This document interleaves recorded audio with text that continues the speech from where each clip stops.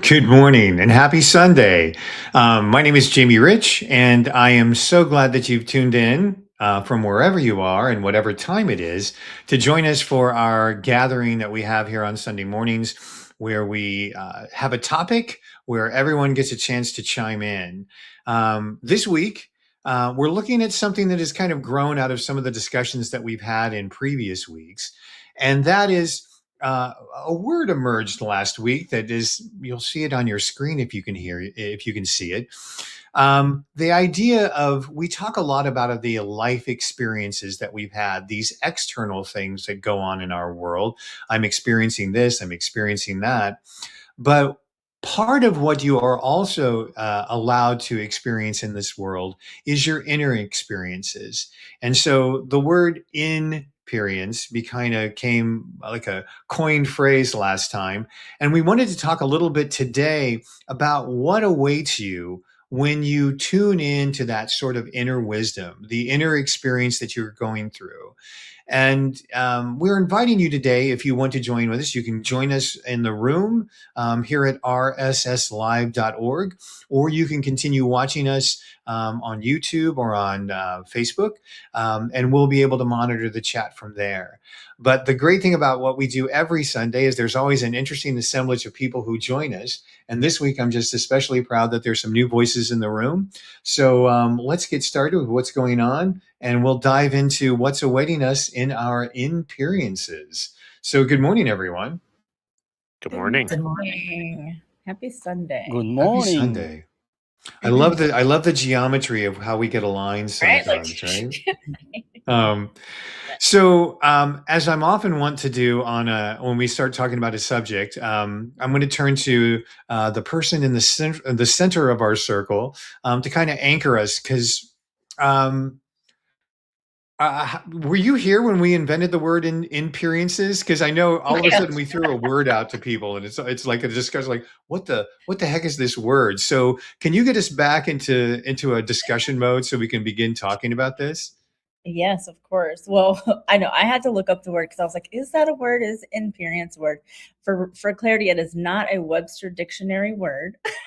However, when we're talking about imperience in this conversation, it's about your inner experience. What's going on in your inner being? How, I know last week and the weeks before we've talked about the infamous pause, to allow yourself to sit in your body somatically and go, what am I feeling? Where am I feeling it? Do I feel it in my fingertips? Are my fingers tingly? Or am I jittery? Like figuring out where you feel it in your body, and then being able to determine what feelings are coming up for you, to then figure out what's next. And as we talked about your environment, because you're in the energy of the environment, the energy of the people, what is your inner experience, and then how do you take that and what's going on around you and make that work for you in a sense. Great. So you just introduced this whole idea of the translation that we kind of need to do between the external world, where we're kind of taking it in from the sort of known five senses, right? Remember, you've heard these popular things. Our friend Jaloki voiced some of this. Do you see it when you do believe it, or do you believe it when you see it, right? Where does that translation take place with you? And so when we start talking about our inner experiences, I realize Sandra and Ali, neither of you were here last week, but the great thing about that is it's alive with you today. Ali, is there anything when you saw that we were inventing a word, did that somehow trigger something in you because you love language so much? Thank you, Jamie. First, I would like to acknowledge the presence of our audience. You are also free to comment right now or later on the replay, because we love also the team replay. So I'm a warrior. I'm a warrior of words. I'm more and more careful about the words that I express and the words that I see. And I love so much inperience because it realized for me what I was thinking, and I was trying to go to Latin, like imperitus, imperiri, which means the things that we are going through. But instead of experience, like going to share outside, it's all around to connect with our inner part and to share inside.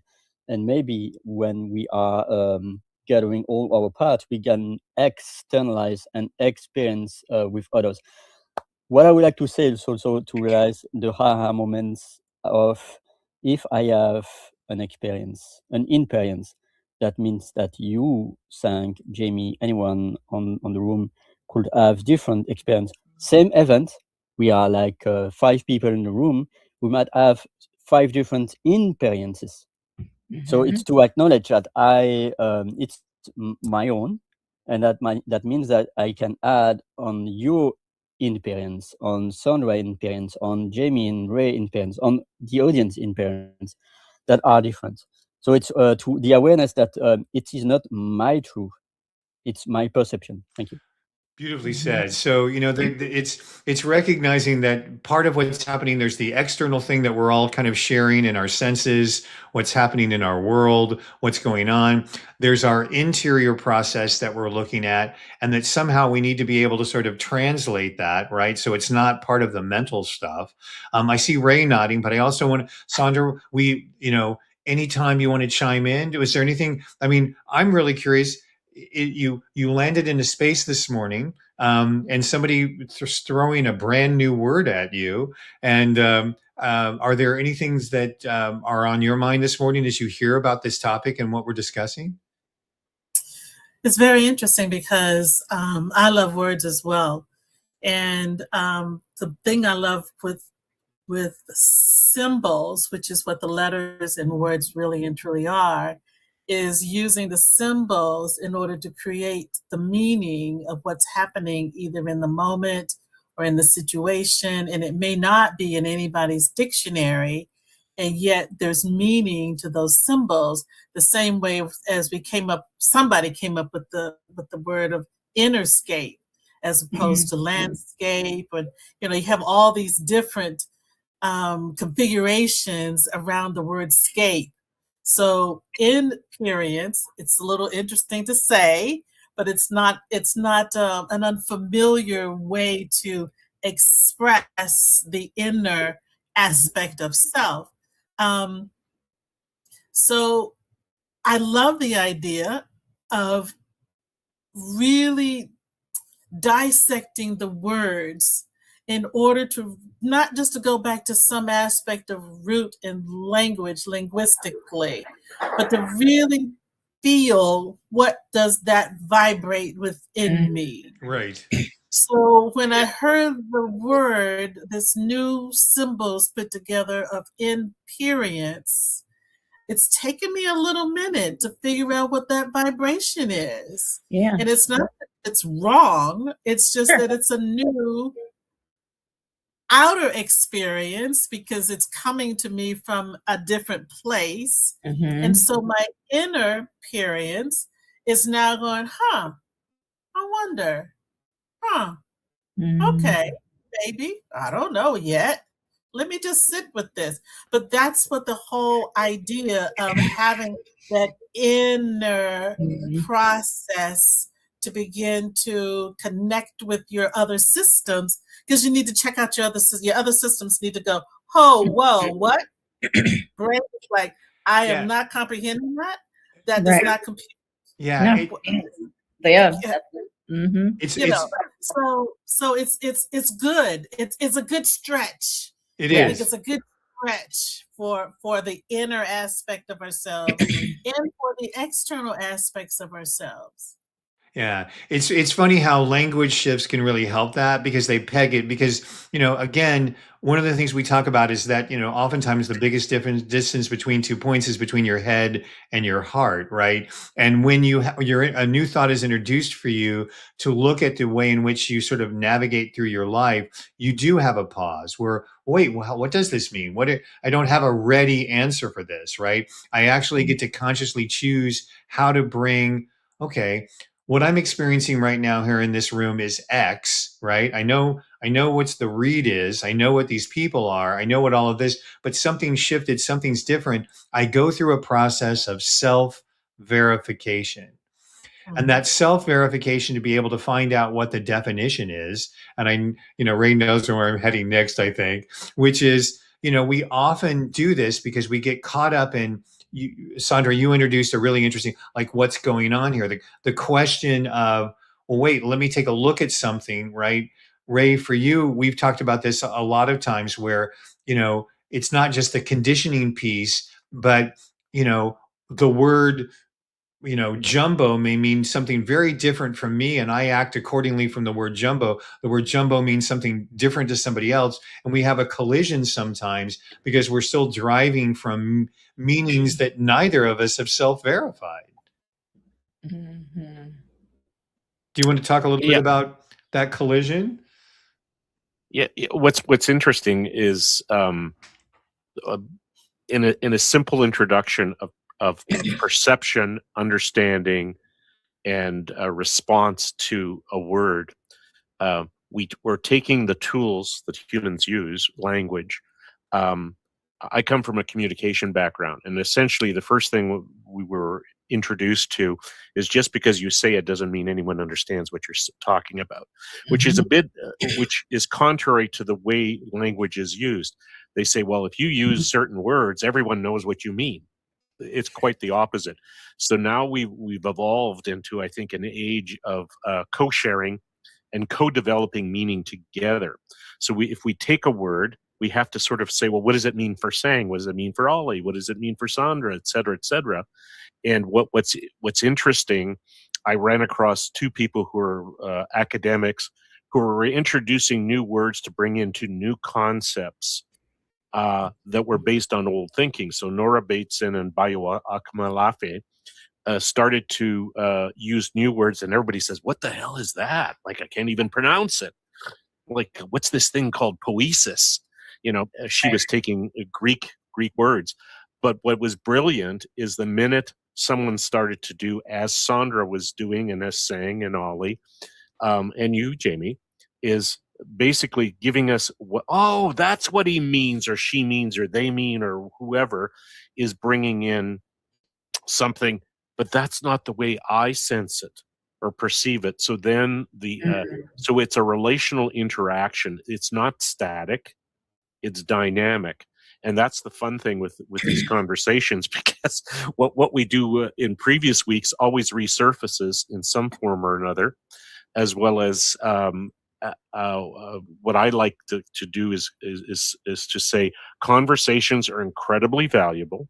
We treat them like they're not, but they're also cumulative and iterative. They never really stop. So that's kind of what we're doing now. So back to you guys. Well, no. This is really lovely. If you're just joining us right now, we're talking about what awaits you in your inperiences, which we realize is a new word that we just kind of tossed at you. But one of the things that's helpful about when you introduce new words is that they allow you to kind of look at things from a different perspective, right? And so what we're looking at, and if there are those of you who are maybe listening to this or want to share in the chat, the time in which you're sort of that, well, wait, there's this external thing happening, there's this internal thing that I'm used to, and there's this third thing that's sort of happening, which Sandra kind of allowed us to kind of take a look at. Well, what is alive right now in this sort of new moment that I'm looking at? And most people don't, they don't trust that translation process, right? Because I know saying, well, the way that we get conditioned out of this is you're wrong. I don't know. I don't care. Whatever you're just creating in your new experiences, I'm going to define that as wrong. Have you ever been wronged, Shane? Saying, has someone ever come up to you and say, well, about that awareness you're having, about that new discovery, let me just tell you right from the beginning, you're wrong. Right. No. I know we've talked about this in the past. I love it when people do things like that to me specifically, because then I go, wow, that's fascinating. Tell me more. Right? Because if we go back to something that Sandra said, and really it's that place of curiosity, when someone says something or there's a new word that's introduced, we can either come from that place of curiosity to go, what does that mean? What is this? What surrounds this? What energy is around this word, etc.? Because as Sandra was sharing her story, I was thinking, like what I did last week, I was like, imperience, it's not even a word. And I was like, let me go look it up. And I'm looking it up and I'm like, it's not a Webster word. Okay, good. And so I went in that space to go, well, now what does this word mean? Whereas Sandra was like, let me sit with the energy of the word and sit with it. And so everyone had their own inner experience with the word itself, right? And then going back to words, I want to share something really quick. So as I was growing up, because recently I asked someone, why is Vietnamese language such a hard thing? And they're like, it's not really that hard. And I go, but it is. Then they explained their process of learning English, and I said, never mind, right? Because like Sandra was saying, we've created these other words that add to something. And I remember I get really particular about words, and I'll ask people for clarity, because as I was growing up, my dad didn't speak very good. My dad didn't speak fair English. So being a child growing up with a dad who didn't really understand or speak the language well, I like to ask, because when I was younger, I wasn't able to ask, what did you say? Because I was supposed to know what he said. So as I got older, I started asking, what does that mean? What did you say, for clarity? Because sometimes we hear things, it's like the game of telephone, right? We hear it, and then what gets said is something else. So Well, once again, you created a really interesting landscape for us to kind of continue this conversation on, and that is the way in which, curiosity about, well, what did you mean? What does that word mean? What are you doing? My for the two French speakers in this room, my college French instructor was from Vietnam. And he said, he's teaching his fifth language through his second language, right? But he said, you people in English think that you have it's so easy. He would write the word ma, on the chalkboard. And he said, in Vietnamese, this sound can be said 5 different ways with 5 different types of meanings, right? And so one of the things that non-native speakers bring to the situation, having been married to someone who was a non-native speaker in the United States, right? We forget that that's the whole idea. I'm not really quite sure. Tan's frustration when he first came where he couldn't nuance English the same way in which he could nuance Spanish, and he had to learn what things meant, right? And so our language and the language we use is often an expression of our inner experience of things. Well, that's really comforting to me. Really? Why would you use the word comforting in this context? And we find out so much about it. What's alive for someone right now? I've been babbling. Yeah, Ollie. First, how much I appreciate this conversation. Thank you, Sang, Sandra. I came to many thoughts, but I'm going to be short and sweet as always. First, the dictionary is always behind, because the dictionary is adding words that are existing already, that are trendy, used. So in any way, the locality and the real conversation will always outperform the dictionary. Then I was thinking also there is a tribe that has probably dozens and dozens of different words to describe any variation of the color of green. And in the Eskimo, the North Pole, there are probably dozens of words describing the condition of the snow. So it's all about locality. How do we express the nuances of language, of words? And then I came into this incredible metaphor that is really dear to my heart. I love to, when my brain is boring, that each of us, at some point, we arrive in this world as a cup of tea with clear water. And then day after day, month, year after year, there is some infusion of tea bags, of different tea bags that come into our tea. And that makes our water unique against each other's. But originally, we arrived all with a cup of tea with clear water. But it's also invariant to how much time do we allow ourselves to look at our inner cup of tea, and also to compare to others' cup of tea. Like Sang, could be mimosa, Jamie, it could be lavender, Sandra, it could be chocolate, whatsoever. But we are all different flavors in our inner cup of tea. And it's to realize that no one is right or wrong. It is what it is. And it's to realize that it is our narrative, and there are others' narrative. nothing wrong or right. It's all about how do we take a pause, a moment to look within and to look outside the different cup of tea that are always different. And what you did so beautifully, Ali, is you actually kind of came up with a definition of what inperiences really is. It's that internal dictionary that is self-verified in the moment, and it can sometimes be then checked against my experiences and redefined, right? I can hold on to a really a strong definition because it means something to me on the inside, because it's sort of the way in which I've lived.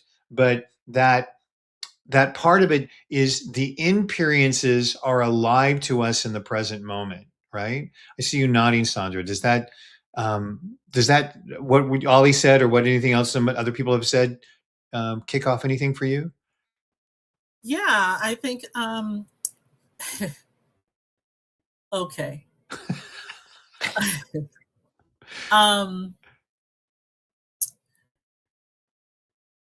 I'll go to the word conditioning.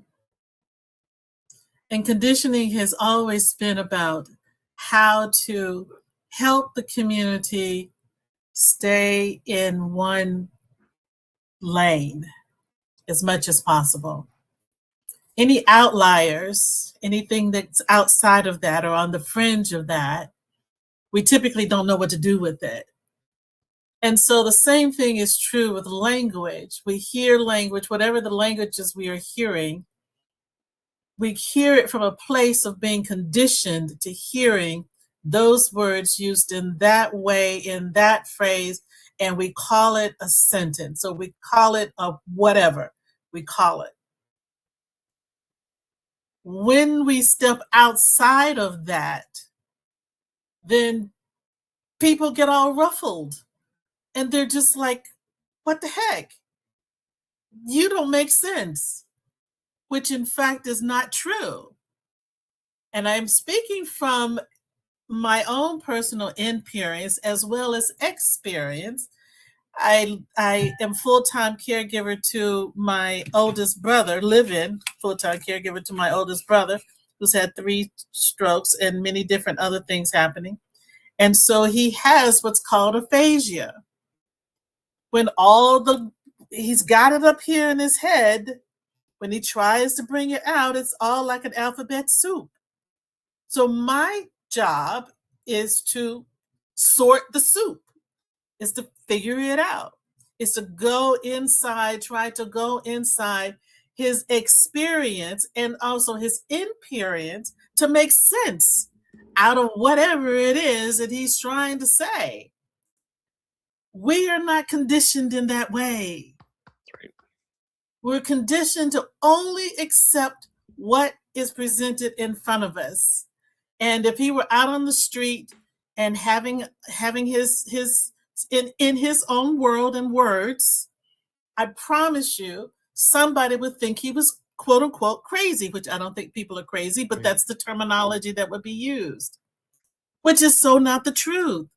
And so when I take a step back and first recognize I am a conditioned human for a certain reason, and I've been operating in that, it's good. And I also know how to operate outside of that, good, in the effort to, as Ali put in the chat, to infuse it all, to bring it all back to not only make sense to me, to maybe help others make sense of, which personally I don't really care whether they do or not, but that's the idea, is to help be in community with each other, to commune in unity with each other. And that is not always an easy thing to do, to be in, because I'm already conditioned. So I'm working myself out of the conditioning in order to bring in something new that nobody else is experiencing or experiencing. Right. But you at all. But you gave us the permission slip. You really, in that last, I don't know if anybody else caught the magical phrase that emerged from that, but I think sorting the soup is like the phrase of the day, because a lot of people are going to get stuck in, well, I didn't order soup. What is this? And they're going to fight what is not part of their experience, right?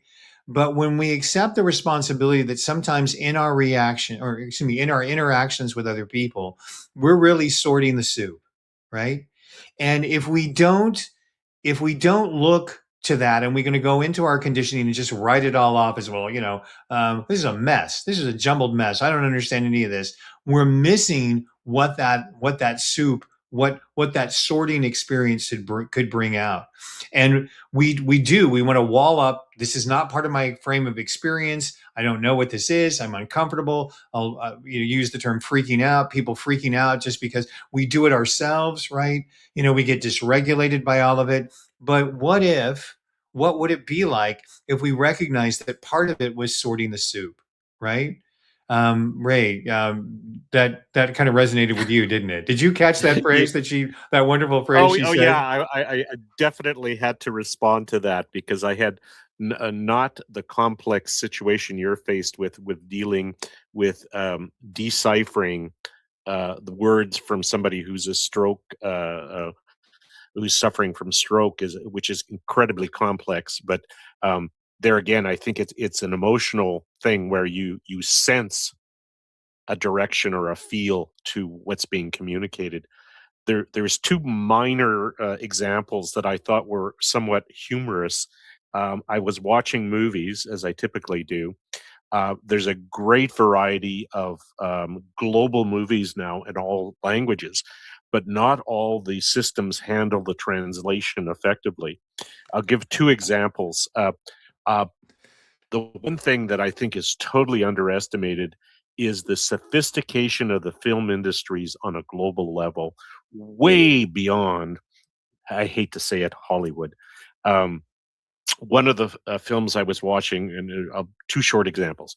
The film that I was watching on the network was a French detective series. So my wife doesn't understand French as well as I do, so left the subtitles on. And I burst out laughing at one point, and she said, "What are you laughing about?" I said, "That's not what he said." And and he said he really meant to be incredibly more rude than what's being said in the word. The subtlety, and it brought back a memory of me learning in school. Is I was taught in French, and we had a Haitian teacher, we had somebody from France teaching us, and the first thing that history, every topic in French, and then we had to translate through the use of books. And the first thing I remember to this day, one of the things the teacher said, "You have to remember that English is an imprecise language compared to all the other languages of the world, because they have multiple terms and multiple tonalities that give meaning to what's being communicated, as opposed to the English sort of generic." So back to the soup. The other example, just to end briefly, was Russian movies. Like, the system doesn't know how to translate Russian. Neither do I. So I'm watching a Russian World War II series, and it's live AI translation. Talk about messed up soup. It wasn't in sentence form, and it had 5 words that didn't look like they belonged in the message.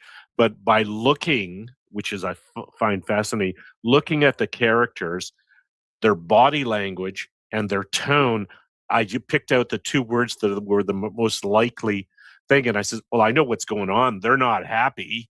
And one guy's refusing to do what the other guy is ordering him to do. So so to build the capacity that we're talking about, that Sandra has shared with us, is to learn how to seek meaning, sense meaning, and to figure out things.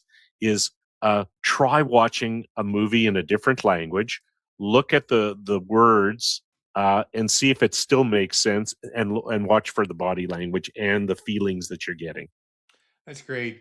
Again, I'm reminding you, if you're just now joining us and watching us wherever you are, we're talking about We're talking about soup today, and how you can make soup and how you can enjoy it. And we welcome you into the soup of this conversation because we're talking about what our experiences, those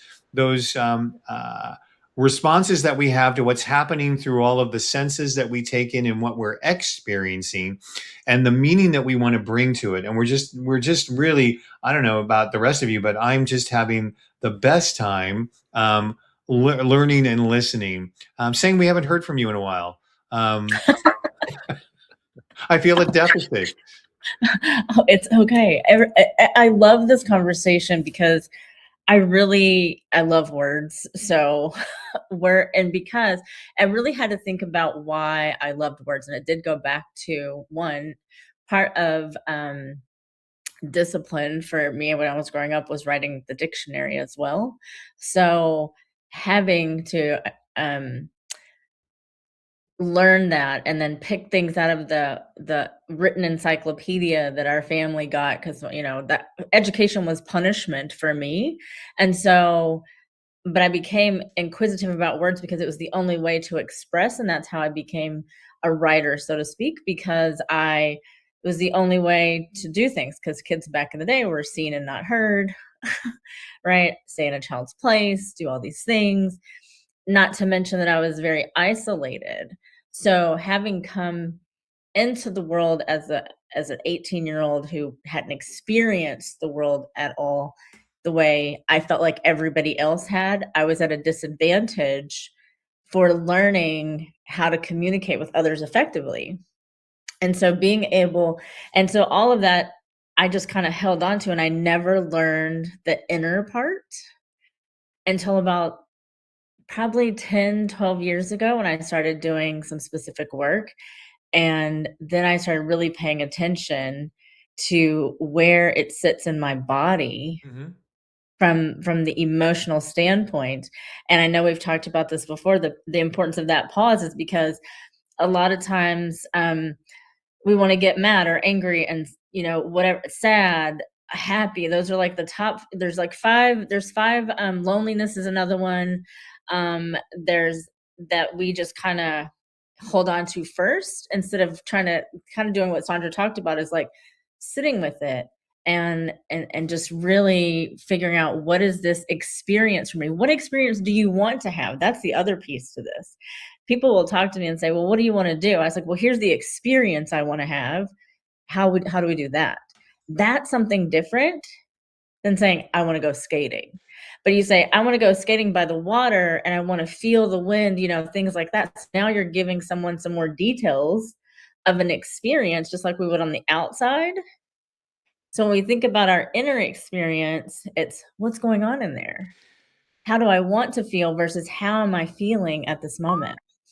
Yeah, I'll get to you in just a second, Ollie. Let me build a little bit on what Sang had Sure. said, if I could, and that is, what you're allowing us to take a look at is we are having our own internal experience, but something you just alluded to, which is oftentimes we get into this whole confirmation bias, right? Where we're only running the filter through what matches our definition of things, right?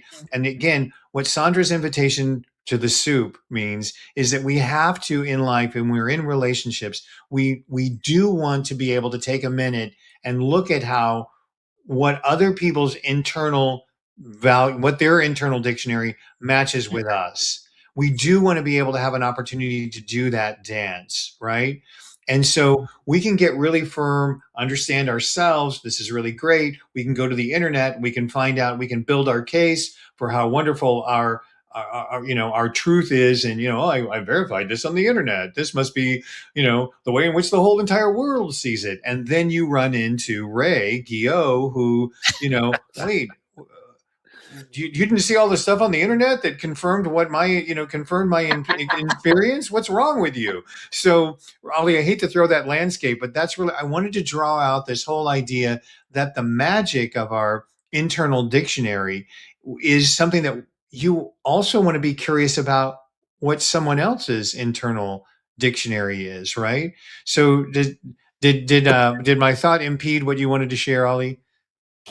Yes, of course. I have a soup of ideas. It's a superb session. I would like to thank you first for this awareness of conversation that I'm boiling our thoughts. I was asking myself first the question: do we have at any given moment the cognitive capacity to take a pause? Because in your title, what awaits, that means that the body, our inner self, waits us to connect with our body to deliver a message. How much time do we have, but how much time do we plan on our weeks to take a moment of pause to reflect? Then I was realizing, talking about movies, I was listening to watching a great movie, and I'm not going to describe, but at the end, it was a story, and at the end of the story, there was a community of Asians, and they were talking to their inner language, to their modern language, in an English movie, and then it was a subtitle translate. And I felt really blessed because we are really connecting with native language. But then I came into this phase, and I'm going to be short and sweet, but I realized that if our experiences, we can try to pose words, because experiences mean that we express to others, but within, we don't have any word. Trying to translate anything that we live into words is losing translation by any means, because it's like there is this level of our experiences, and we are trying to describe words to go out, because else the bodies keep the score and blah blah blah, but we need to express, but then we are losing translation.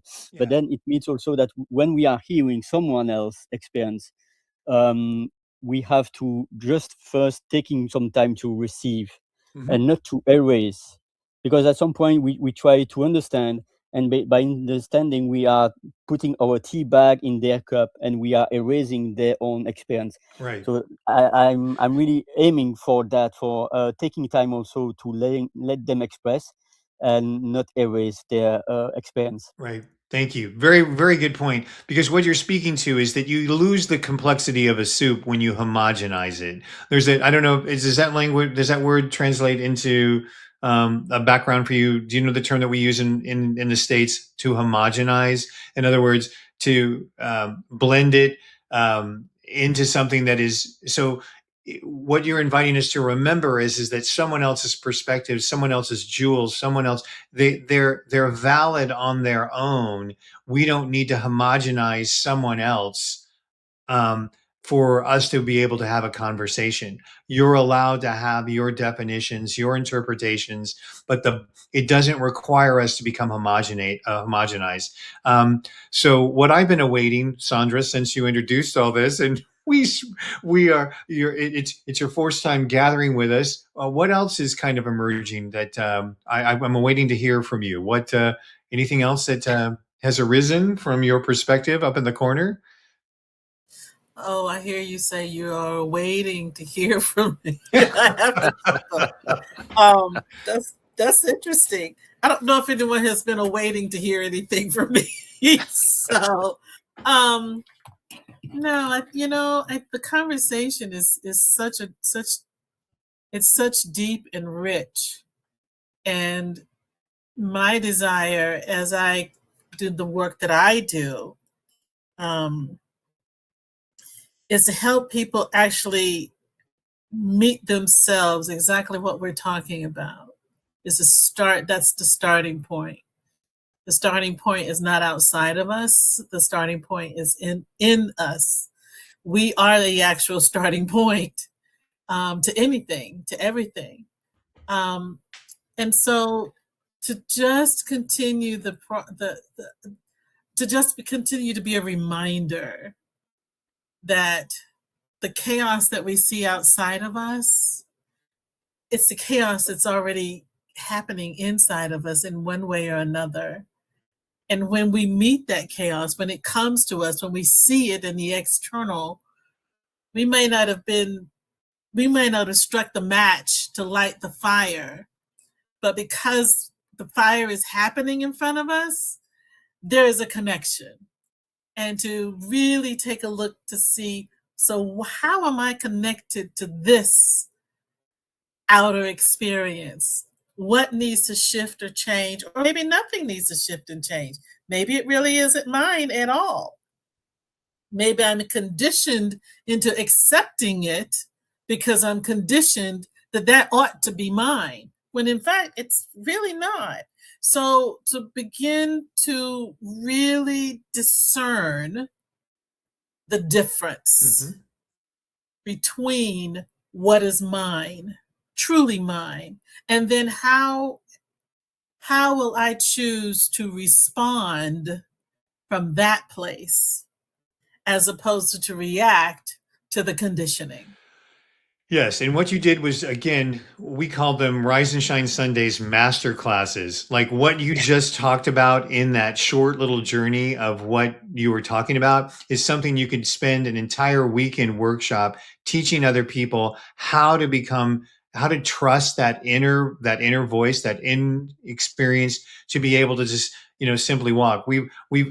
And I love hearing these ideas that come out, because I think it's really important in these days that we model we model who we want to be in the world, right? And that we recognize that a lot of people are operating from that deep level of conditioning. Because if in the world, again, if you step out of line, right?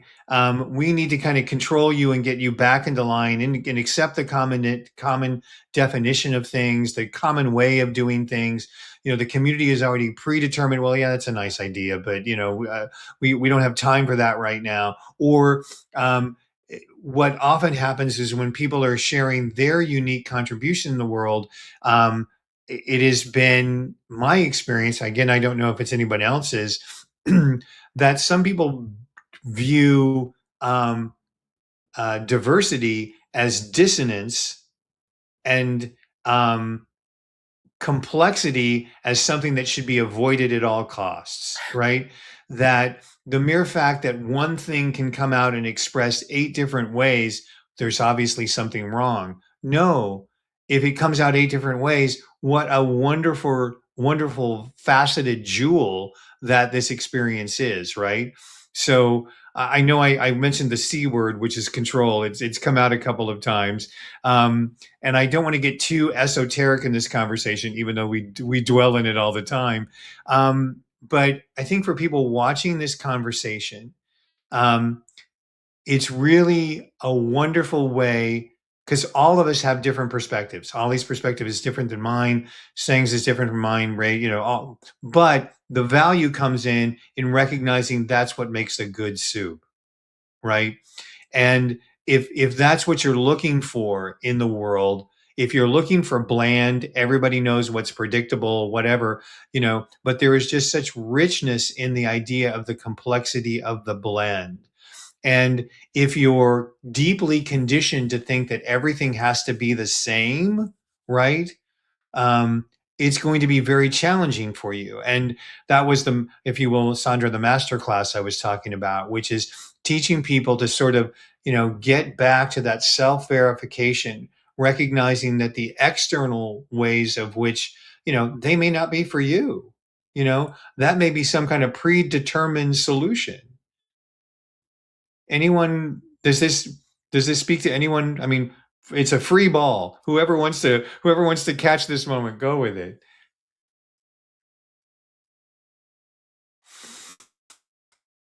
What else is alive? Yeah, Ollie, go ahead. No, I was not hearing Sang. That's why I was placing that.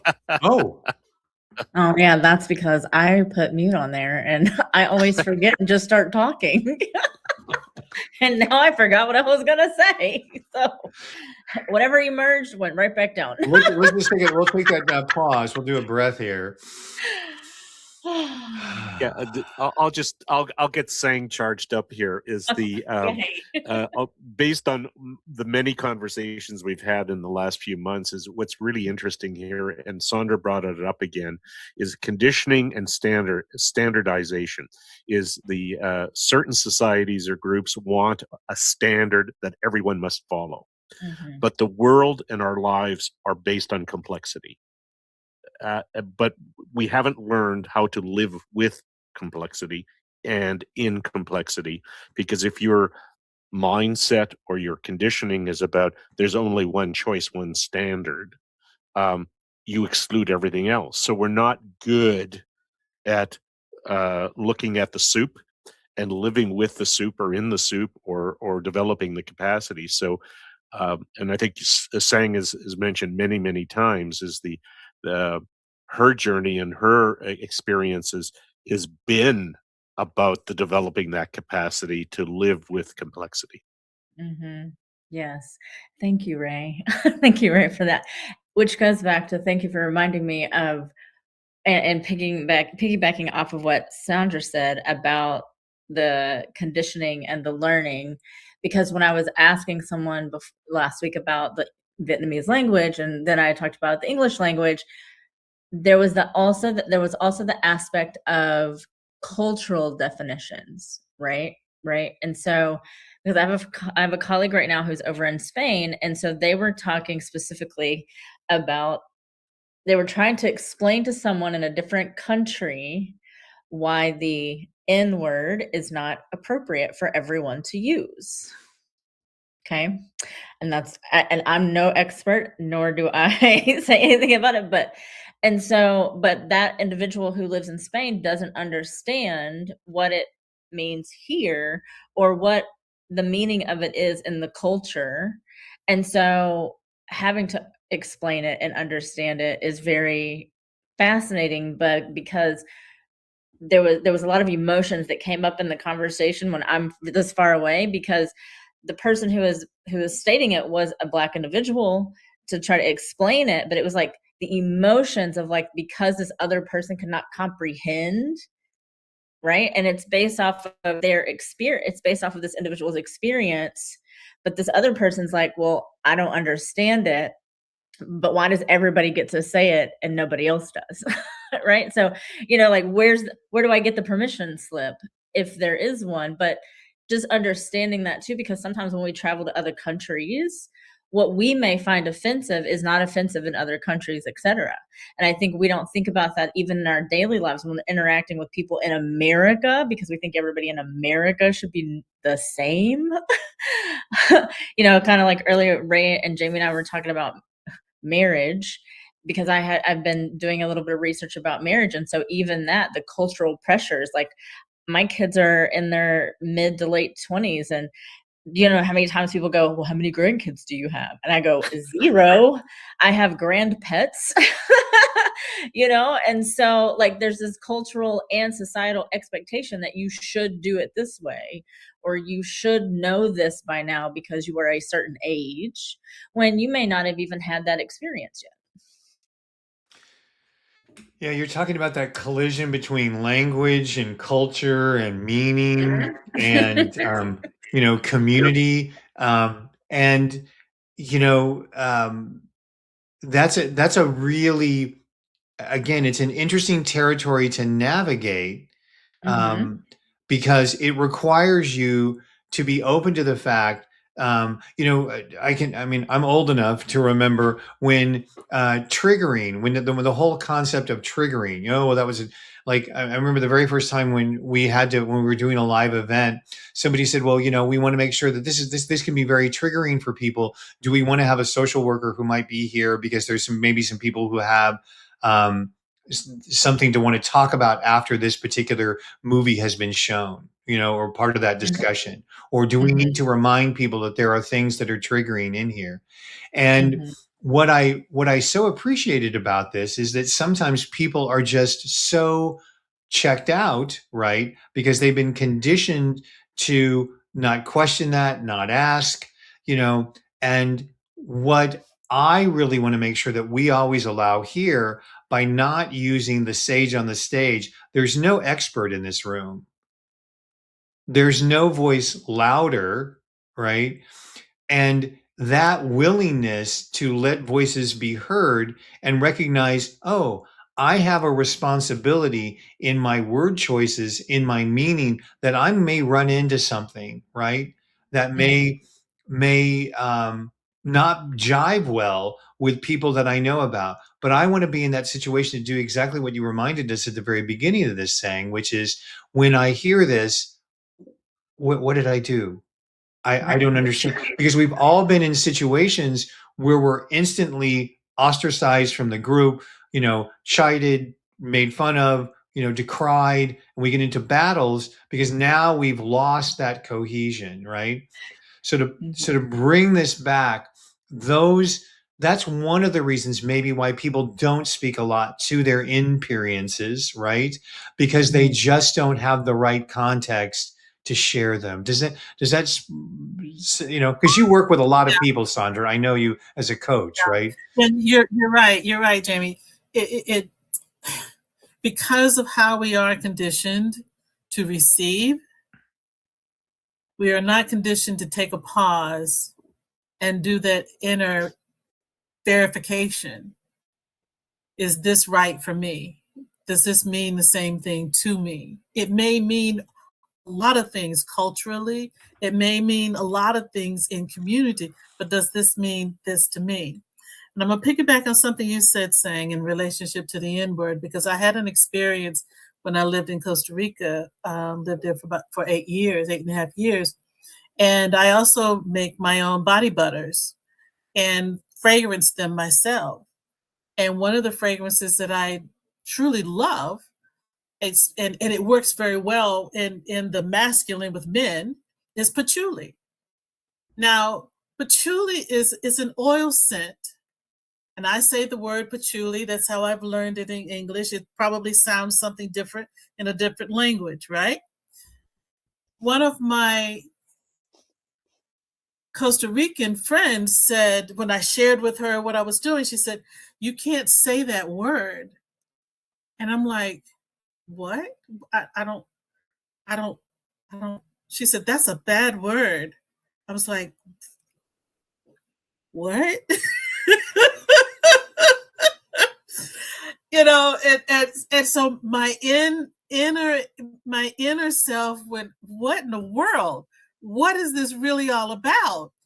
And in that culture and in that language, the word, as I was pronouncing it, was a bad word. It meant something derogative. Let me say it that way. I won't say it was quote unquote bad, but it was derogative. Okay. So she just kept saying, "Well, you just have to be careful when you say that word." And I was like, "Well, how else do I say it? What?" And I didn't even ask what was the meaning, because I could see, as we've talked about, sensing through the body and expressions through body movement and motion. I could see on her face and in her body went from being kind of out and open to back, and kind of like, no, that's not, don't do that. I never made a body butter product with that word because of that in that area, in that country. Now here in the US, everybody knows what that means in accordance to, our language of understanding. And yet I still don't make it, because I now have a different context. Sure. To what that word could mean someplace else. Right. So it's hard. It's so hard because it is complex. And yet, when we're willing to take that pause, as I did with that one word, and not allow my emotions to go, "You got to be kidding me. This doesn't make sense. I'm just going to use it. I'm just going to do it. I'm just going to be out there, blah, blah, blah." But take into account that there is a different level of sensitivity around these symbols that I have put together to express. And had I not had that other wisdom within me to come out, I could have overridden. And that's the triggering aspect. You just override it. You don't even, it's like you don't even care. And when you're emotional about something, passionately emotional about something, a word or food or anything or situation or what have you, your brain does not know what to do. Mm-hmm. And it's only when I take a moment to assess all of this energetically, inner and outer, Mm-hmm.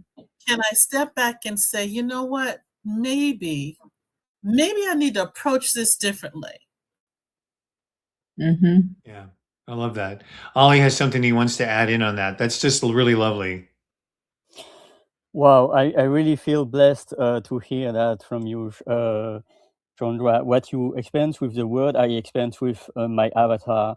Not going to the details because it doesn't make sense, but I was receiving a watermelon and I was posting an avatar with a watermelon because to transfer the joy that I had to receive a piece of watermelon. And then I got calls received at some point with the Black community, and then I realized that this could harm, could impact. So I think the question I'm always asking to myself, to you, and to you, the audience: how open are we to explore that there is not one narrative? There are many other narratives. Like the best metaphor is the tomato. We all think that the tomato is always red, but there are hundreds of different kinds of tomatoes. Same for the apple. But we have all these kind of image of what is an apple, what is a pear, what is a tomato. But in fact, there are varieties, and it's to take the time and to be open. And so it's really to realize how much time do we plan, because if we don't plan, it's later, and later is never.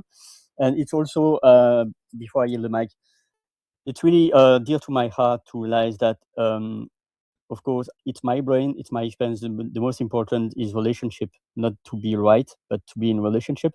So it's also for me to make the effort to be open that there are other experiences out there of mine. Thank you.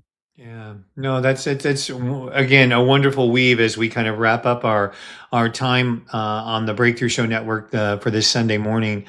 What you all have invited us to consider in this journey when we're looking to see what awaits us in our experiences is this reminder that uh, we want to make sure that we create that same atmosphere for us to share what's really going on inside of us in terms of what our value set is, what and recognizing that we could be wrong, we could be, it's okay to make a mistake, it's okay to learn that patchouli is just something that, in a Costa Rican culture is not perhaps the best way that you want to proceed, but it doesn't damage your intent because you stay open to recognizing, again, this whole idea that our experiences are this internal dictionary of all these definitions that we've sort of accumulated over the years. And that the reason why it's a living dictionary is because we have the courage to be able to say, oh, wait, there's a different meaning. Maybe there's a different approach. Maybe there's a different way. But the bridge that we haven't yet built with this, and we're going to be getting to this because it's going to pivot nicely with something that we're envisioning, is that we also want to do what Sang always kind of reminds us to do often, which is to create that opportunity for others to experience what it's like to share what's on their mind without their judgment, without, and well, no. Let me point out to you where you're wrong, right? Well, what does that really mean to you, right? Instead of recognizing that we have these internal processes that are different, the curiosity is, well, what does this mean to you? Let's talk about that. That's where that discovery happens. And that's where that modeling happens. And so in the next couple of weeks, and in specifically between this Sunday, next Sunday, and the 26th of July, we're going to be taking an opportunity to allow people to experience what it's like to have these type of conversations that where there is no expert in the room, but where I'm biased, but I so love that none of us had an idea of what the collective wisdom would be that would spring out. But it comes from valuing the input of the people who are in the room and recognizing that their lived experience is what informs the conversation to give it that richness and the depth. Not what I'm saying, it may come from something I said, but it's the soup. It's not the eggplant by itself, right? It is the collective stew. And you may have really liked the eggplant, you may have really liked the corn, you may have really liked, I don't know, the okra that was in the soup this morning. But that's the idea, is that we want to be able to model that blend. So at the end of this month, mark your calendars, you'll be able to learn more about it. We're going to be doing a 7-day summer experience of this, of a shift of setting up every day conversations like this. And if you're, oh my goodness, I keep forgetting we're over the hour, but we don't have to worry about it right now. But we'll be doing that here in a space that we've created, but we'll be talking more about it next week. And it'll culminate in a conversation on the 26th of July in this particular space on Sunday morning that's entitled Flipping How We Gather. What Okay. if we set as a goal for ourselves to, instead of talking at people, really had the ability to talk with people? So I am so appreciative of all of you for talking with all of us this morning. Was there anything else anyone else wanted to round out before we close today? A big heart from My Ollie. brain Yes. is happy. Go ahead. Sorry. Go ahead, My Sandra. brain is happy. No, my brain is happy. It's very, very happy. My brain is very, very happy. So thank you. Thank you.